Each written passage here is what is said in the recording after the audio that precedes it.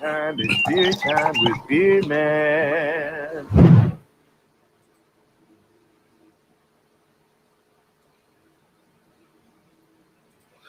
Hey, how's it going, everyone? How you guys doing tonight, today, wherever you're from in this beautiful world? Just my camera there. Oh, yeah, right. This was a spur of the moment beer because I was trying to get a smoked beer, Roush beer. Whoa, shoot, my thing went off. Crazy. All right, I was gonna get a Roush beer, but I ended up getting this because I didn't think the Roush was gonna win. So I just got this and figured I could put this together in a recipe, and it's actually come out to being pretty easier beer than I had thought. Sorry about my camera. Focus. Okay, well, doesn't want to fully focus here. But anyway, let me get to the chat here. You guys are wonderful. Thanks for being here, man. All right. I'll just kind of show you. Lichtenhainer. That's right. So I found a Lichtenheiner, and they come out. They've got kind of a complex. Wow, that's a loud truck. They have a very like their mash in that process and the sparging and then the yeast, all like the way they're done after, like during the fermentation process, is like the main parts. The boil, I've read that they only boil them for 15 minutes, but we're gonna do a 90-minute boil on this because I've got some Pilsner malts in there and stuff. But let me go into a little history. Of course, it's from BJCP. Real quick history here. So from BJCP website, it originated in Lichtenheiner in Thuringen, Germany. Height of popularity was towards the end of the 1800s and was widely available throughout Thuringen, like a pre-1840 Berliner Weiss. So that's a little history there. I'm gonna take that off completely, and let's go into some characteristics. So again, this information is from BJCP, and it's in the historical beer category, and it's pronounced Lichtenheiner or Lichtenheiner. Let's just go with that. Vital statistics: IBUs would be 5 to 12 IBUs. We are really getting blurry here. What is up with you, stupid camera? Oy, bugging me. I don't know why it's so blurry. There we go. It cleared up. Okay, SRM 3 to 6. So deep yellow to light gold color. OG is 1.032 to a 1040, 1032, 1040. Final gravity is 1004 to 1008. And ABV is 3.5 to 4.7, even though the one I have is a 6%, and it's from Germany. So they must have pepped up their thing or something. I have no idea. The BUGU, there's a range for this, and it said that the souring and the smoked part of it are going to be your main benefactors in bittering. So the bittering isn't very high, but the BUGU is 0.12 to 0.37, and I'm going to go to a 0.21, right? Cut it right in the middle. I'm going to go mid-range on it. These really aren't that hard. Don't look that hard to brew. I've never done one, so I can't say they're hard or easy, but from what I've gone over compared to other ones that I've been doing, this one seemed fairly approachable. So the overall impression is sour, smoked, lower gravity, historical wheat beer. It's a complex but refreshing due to high attenuation and carbonation, as well as low bitterness and moderate sourness. Believe it or not, the smoky part of this beer is actually the most is this thing that's looked at in this beer, or it wouldn't be called what it is. Appearance: tall off-white head that is rocky and persistent. A deep yellow, light gold color, fair clarity, maybe somewhat hazy. The aromas and the flavors are pretty much the same.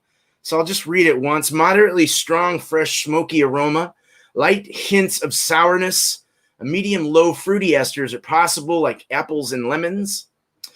Moderate bready, grainy malt. The smoke character is stronger, and I put it on all caps to emphasize on stronger than the bready notes. The smoke has a dry character, like the remnants of an old fire, not a greasy smoke. And of course, the flavors, like I said, are about the same. A dry wood fire is what they explain it as. Medium strength, dry finish with acidity and smoke in the aftertaste or finish. Excuse me. Low bitterness. The acidity I meant, not bitterness, is providing the balance, not the hops. The fresh, clean palate and slightly puckery finish aftertaste. The wheat character is on the low side. The smoke and acidity are more prominent in the balance. The lemony tart green apple flavor, acetaldehyde, is the strongest in the finish, and it's acceptable to have it. Complex is what it also says, very complex beer in a very simple way of doing it. It's got its complexities, I guess. I was thinking of another German brew that is sometimes lumped into the Helles. Oh, no problem. Oh, that's fine. So the mouthfeel, tingly acidity.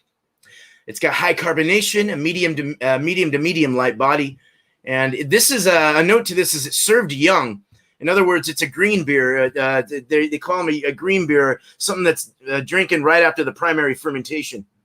Of course, it's always good to, condition. You want to condition them though too. I don't know. I don't know. I didn't get a whole lot of education on this, so it's kind of it's very new to me as well. Served young, though, from what I was reading, is right after the primary fermentation. You get that green. It's a green. They call it a green beer.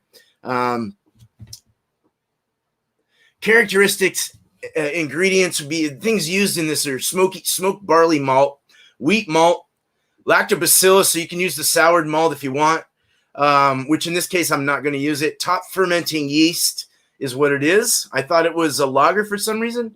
So the grist varies, or the malt bill, grain bill, but the wheat would typically be 30 to 50%. I put a if you want to go by five gallons, since I'm doing a 10, I did a reading on a 5 gallon.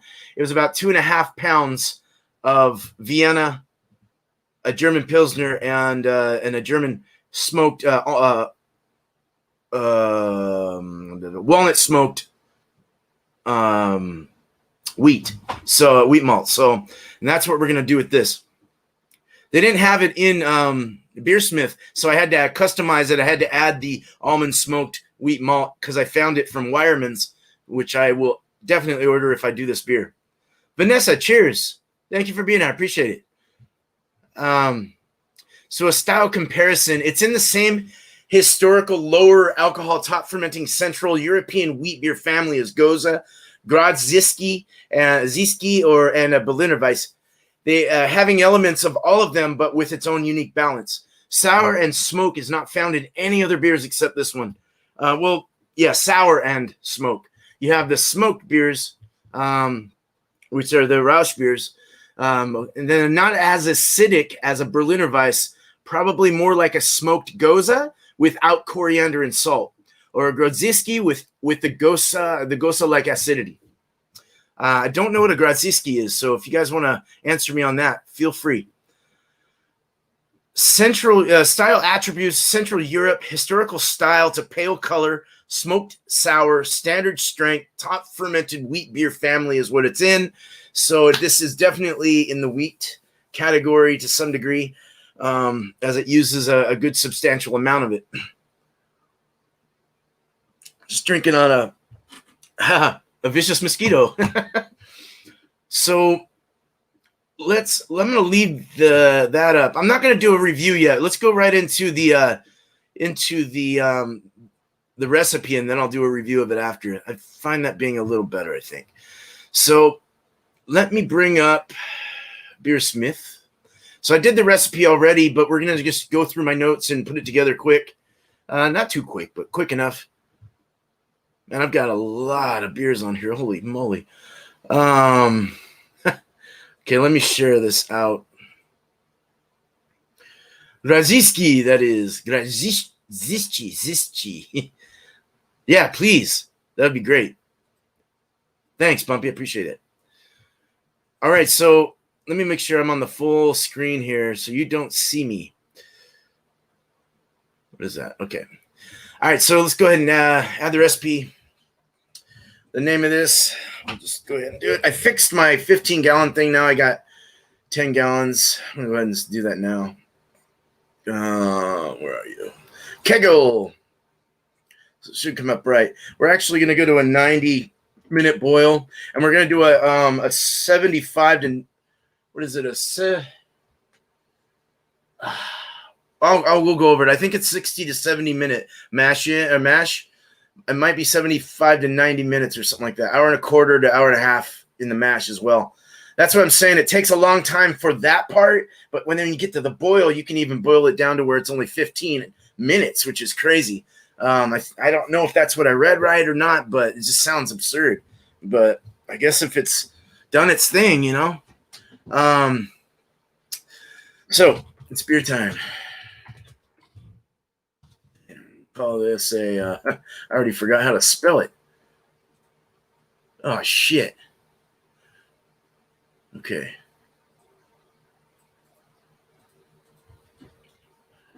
Smoked Lichtenhainer, and it's a beer man. Kegel, all grain, 10-gallon, 90-minute boil. Let's go down here. Let's fix this to 10 and get my corn sugar to a forced carb. There's all sorts of other things you can do too. You can go into your water, which you actually want to add.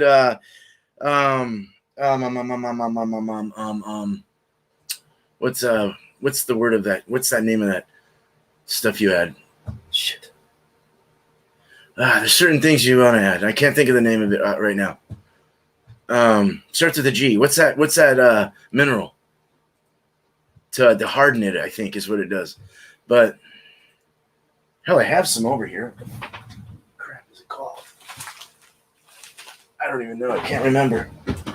Anyway, forget it. So let me go to you guys and see if you can have that answer for me. Cheers from OC, California. All right, Beer Hound. Cheers, man. Cheers, man. Thank you for being here, man. All right. So I wasn't going to add acid malts. We're going to go So we can say this. It's a 10-gallon batch. We're going to mash in at 150 for 45 to 60 minutes. That's what it was. Sparge for 75 to 90 minutes, an hour and a quarter to hour and a half, hour 15, hour and a half, 90-minute boil. And that will get any the buttery flavors, the off flavors, what the hell is it? Diacetyl, So we're going to add 6 pounds of oak smoked wheat malt, which is right here. Where are you? There we are. This is the custom one I put in, and we're going to add 6 pounds of each one. It's a very simple grist, grain bill. 6 pounds of that. Add German Pilsner. Pilsner German. I'm going to add 6 pounds of that. And then we're going to add Vienna, 6 pounds of Vienna.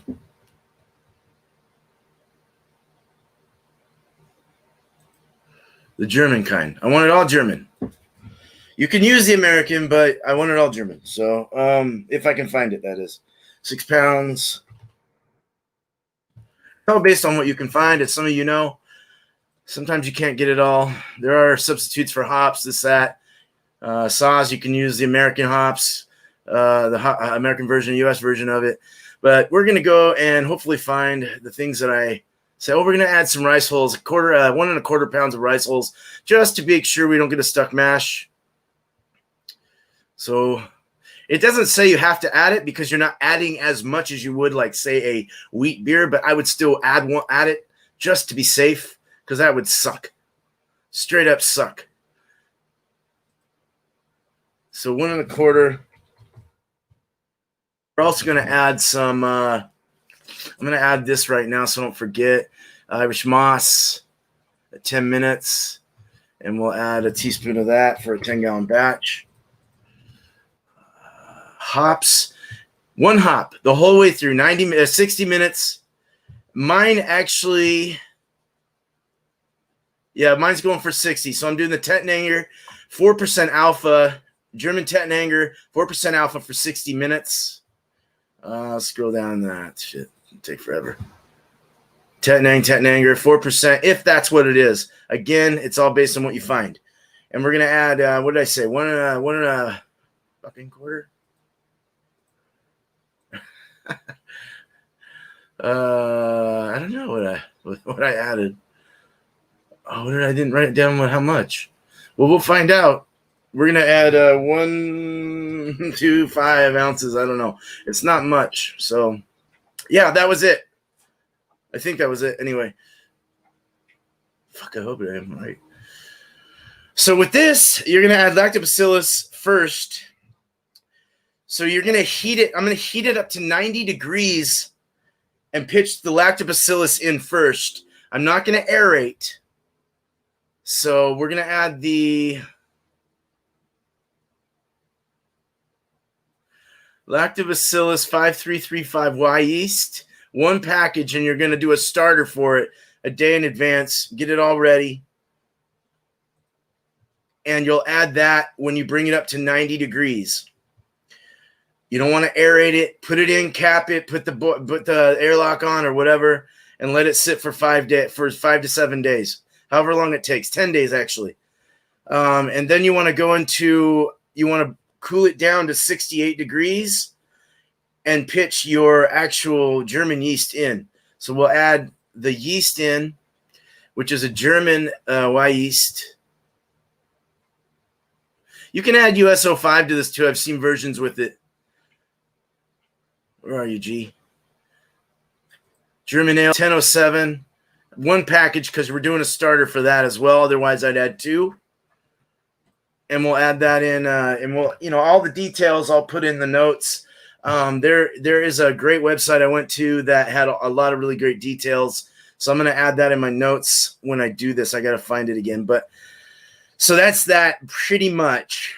6 pounds Vienna, 6 pounds Pilsner, 6 pounds oak smoked wheat malt. Mash that in for 45 to 60 minutes until you get conversion.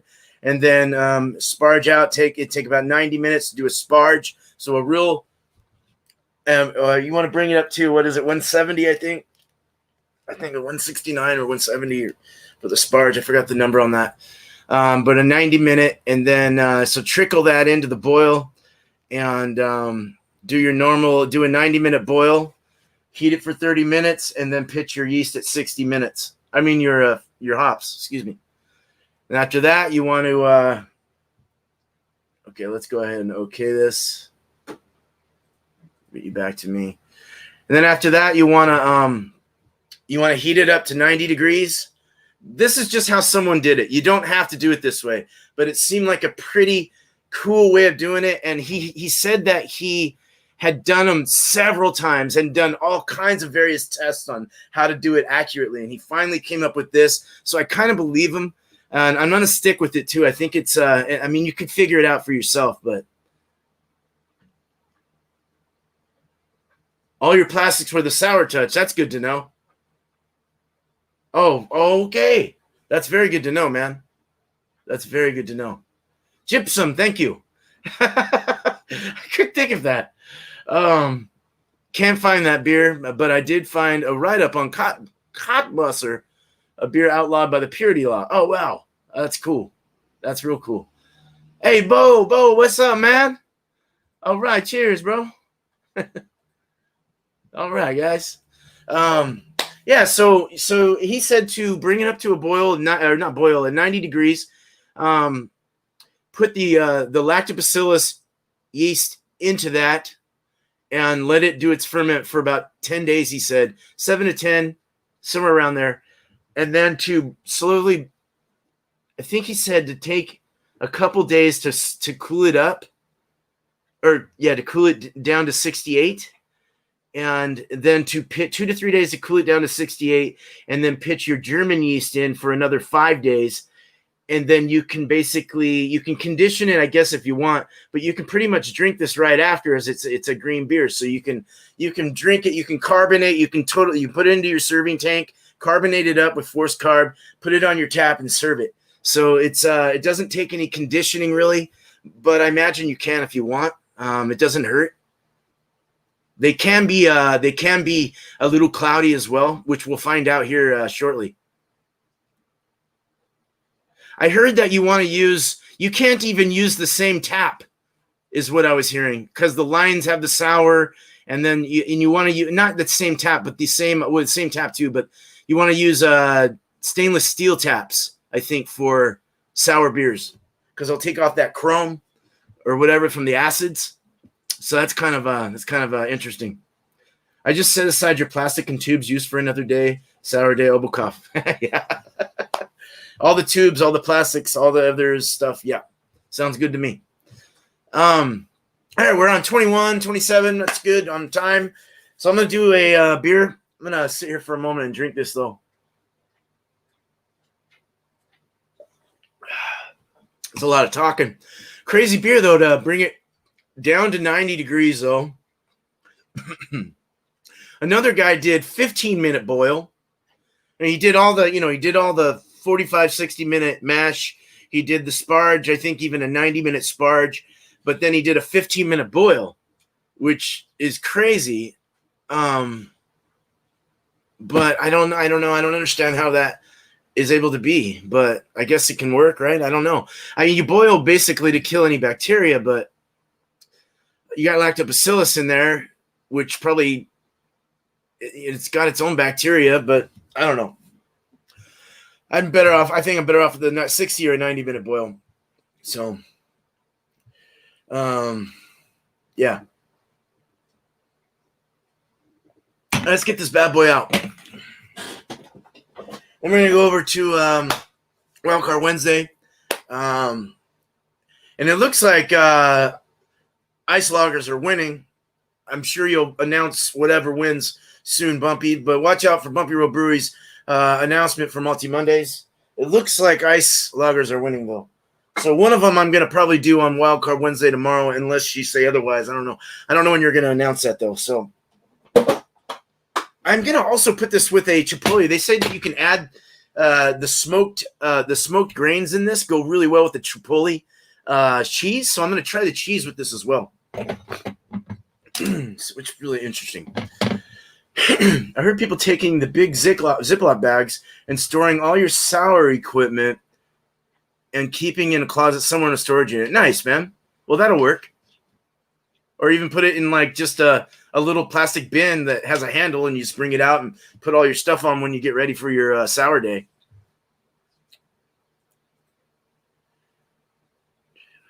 Treat it like the coronavirus. Distance it from the crowd. All right. Oh, I didn't even show this. I was gonna kind of show you a map of Lichtenheiner. There's the beer, and those are the stats, vital stats, and then it's just a little picture of the town of Lichtenheiner. It's like a ski village kind of town. It seems like, with of course a brewery, which is called Fregheist Beer Culture. Okay, so let's go to this. You can see me in the top left corner there. This doesn't have a date. It hold on a second. Okay, wait. Okay, so this doesn't have a date. It's a smoked Lichtenheiner Weiss. It's a 6% ABV. IBU is not listed. No date on the bottle, and it's by Fregheist Beer Culture out of Eiting, Germany, or however you say that. Eiting. So this is it. I gotta get down here. Kind of confused. All right, let's open it. Oh, there's a lot of water vapor. I can't really see it. Y'all are getting confused with my other glass of beer there, huh? They kind of look the same.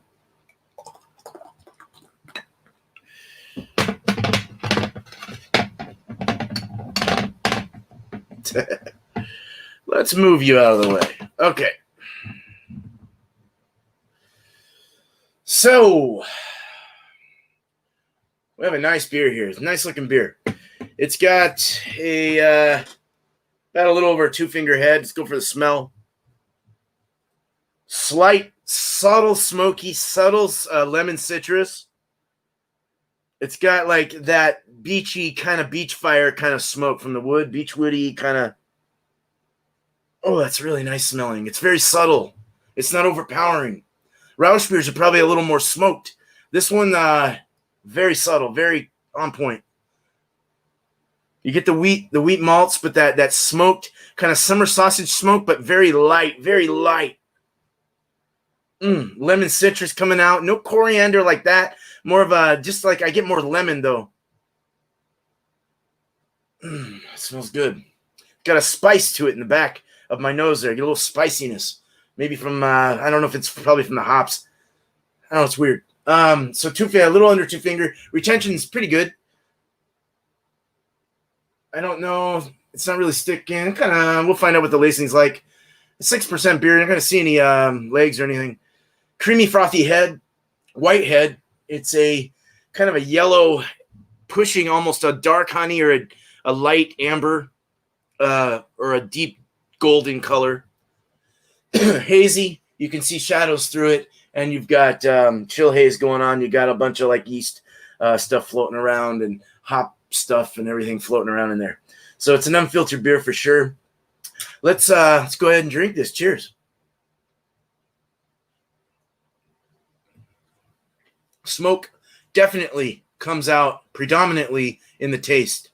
Kind of a buttery smoke. Not buttery, but like it kind of sticks in the mouth. It sticks around, throws it around a bit, and then the undertone of it all on your tongue is this lemon flavor. This nice wheat, grainy malt lemon flavor. And it kind of pushes back and forth at each other until it goes to the back of your throat. And it's kind of a wet feel, and then it dries off in the back. So it's like a medium finish. Spritzy, high carbonation. Kind of has that lemon Lipton tea kind of flavor without the sugar. It is a little dry and on the sides of the cheek, in the back. Lacing's starting to happen now. Not terrible lacing, but fairly good. Let's have it with, God, that's good. That's a damn good beer, man. It's beer time. It's beer time with the beer man. All right, let's try it with some cheese, and then we're going to call it good. Okay, so this is a Chipotle Gouda that I did yesterday. Hey, Juggalo, what's up, man? Cheers, man. Loosely translated to frig yeast. All right. Nice milky cow cheese with a little spice in the back. I like it.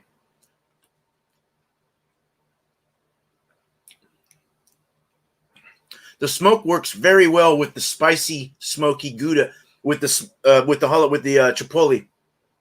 That jalapeno spiciness, heat, and the smokiness goes really well with the smoke. With this pairs very well. It goes into it like perfect, like it's supposed to be there. So I can imagine using even some Chipotle peppers. You can throw some in the secondary, and I bet that would be a very good beer. Oh my God, I just might do that. That's very good. Out of 5 hops, I'm going to give this 4.75 hops. It was made up to par with the notes that I read off. All synced in perfectly. Everything seemed to be exactly what I read, except for the percentage. It didn't have that too much bitterness, and it wasn't super sour. It wasn't super smoky. But it was in the taste. The taste brought out more smoke. Not so much sour. The sour is more in the lemon. like the lemon citrus or like some kind of thing working with it. More like a lemon yogurt or something like that. Hey, I know you've been wearing that a lot, man.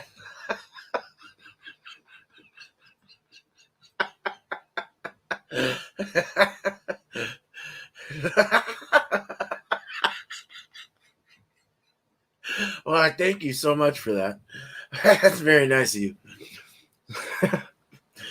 Very good beer.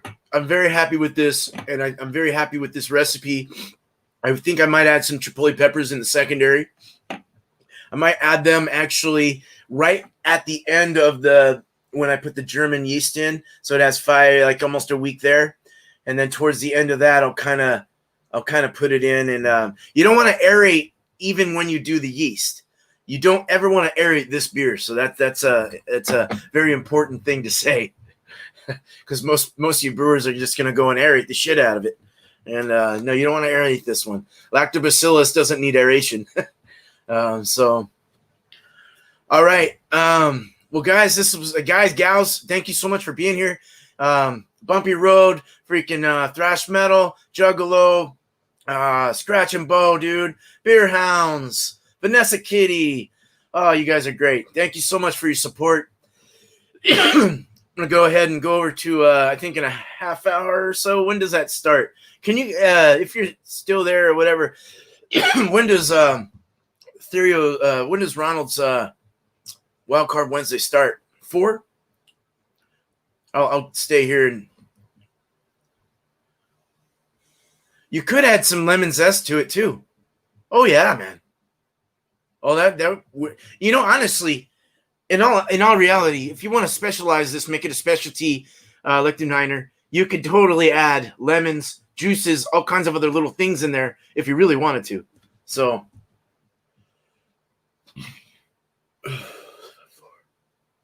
420. Okay. Well, 420 is a good number because that's the number I like to puff at. So it's puff time. So that gives me an hour to kind of relax. All right, cool. So yeah, you could add that chipotle with even maybe like some orange or something, or I guess lemon would be all right. Yeah, but by BJCP guidelines, you want to kind of keep everything, excuse me, up to par with its characteristic. You don't want to overdo it, or they start putting it into a specialty category.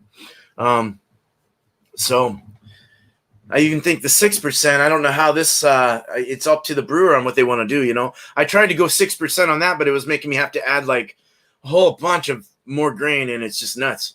So. All right. Well, you guys, thank you so much. I'm out.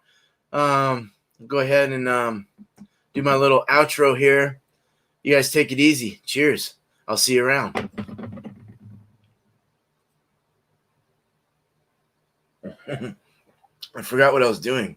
Hold on.